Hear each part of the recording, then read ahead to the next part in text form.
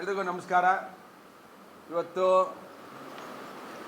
ನಮ್ಮ ಭಾರತೀಯ ಜನತಾ ಪಕ್ಷ ಏನು ಎಕ್ಸ್ಪ್ರೆಸ್ ಕೆನಾಲ್ ಅಥವಾ ಲಿಂಕ್ ಕೆನಾಲ್ ಅಂತ ಇವತ್ತು ನಾವು ಕರಿತೇವೆ, ಈ ಕಾಂಗ್ರೆಸ್ ಸರ್ಕಾರ ಬಂದ ಮೇಲೆ 70ನೇ ಕಿಲೋಮೀಟ್ರಿಂದ ನೇರವಾಗಿ ಕುಣಿಗಲ್ ಮತ್ತು ರಾಮನಗರ ಜಿಲ್ಲೆಗೆ ಹೇಮಾವತಿ ನೀರನ್ನು ತಗೊಂಡೋಗುವಂಥ ಒಂದು ಯೋಜನೆ ಅನುಷ್ಠಾನ ಮಾಡಿದೆ.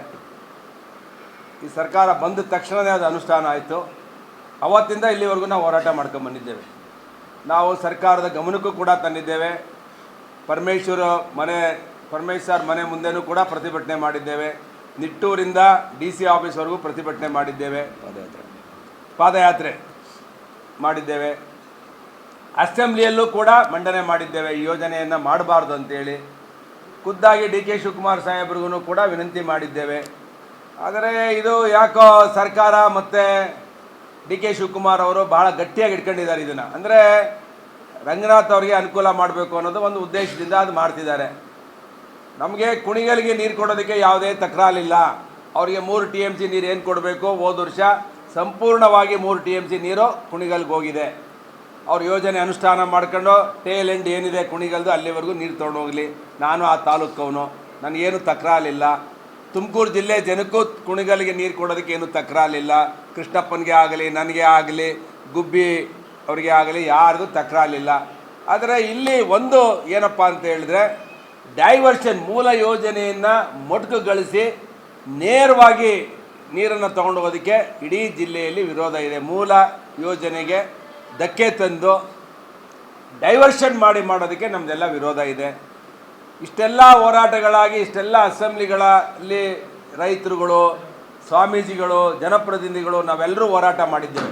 ಇಷ್ಟಾದರೂ ಹಠ ಬಿಡದಲೇ ಇದನ್ನು ನಾವು ತಗೊಂಡು ಹೋಗ್ತೀವಿ, ಸರ್ಕಾರ ನಮ್ಮದಿದೆ ಅಂತೇಳಿ ಮೊಂಡು ವಾದವನ್ನು DK ಶಿವಕುಮಾರ್ ಸಾಹೇಬರು ಮಾಡ್ತಾ ಇದ್ದಾರೆ. ನಾನಿವತ್ತು 144 ಸೆಕ್ಷನ್ ಕೂಡ ಜಾರಿ ಮಾಡಿದ್ದಾರೆ ತಹಸೀಲ್ದಾರು. ನಾವು ಇದಕ್ಕೆ ಕಚ್ಚೆನೂ ಕಟ್ಟಲ್ಲ. 144 ಸೆಕ್ಷನ್ನು ಸರ್ಕಾರ ಇದೆ, ಅವ್ರು ಮಾಡ್ಕೊಳ್ತಾರೆ. ನಾವಿರೋದು ಹೋರಾಟ ಮಾಡೋಕ್ಕೆ, ನಾವು ಹೋರಾಟ ಮಾಡೇ ಮಾಡ್ತೇವೆ. ಅವರಿರೋದು ಸೆಕ್ಷನ್ ಹಾಕೋಕ್ಕೆ, ನಾವಿರೋದನ್ನು ಮುರಿಯೋಕ್ಕೆ. 144 ಸೆಕ್ಷನ್ನ ಮುರಿತೇವೆ.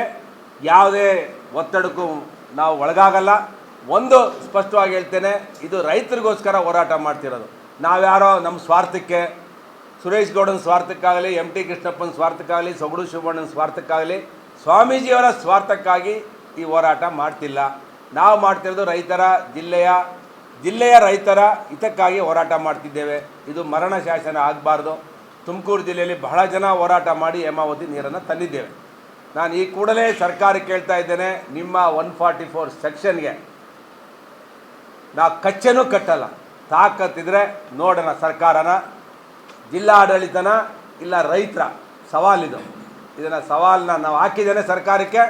ಜಿಲ್ಲಾಧಿಕಾರಿಗಳಿಗೆ ಹೇಳ್ತೇನೆ, ನೀವೆಲ್ಲ ಈ ಜಿಲ್ಲೆ ಅನ್ನ ತಿಂತಿದ್ದೀರಾ, ನೀವೆಲ್ಲ ರೈತರ ಮಕ್ಕಳಿದ್ದೀರಾ. ನೀವೇನಾದರೂ ಪೊಲೀಸ್ನವರೇ ಇರ್ಬೋದು, ತಹಸೀಲ್ದಾರೇ ಆಗಿರ್ಬೋದು, DCನೇ ಆಗಿರ್ಬೋದು.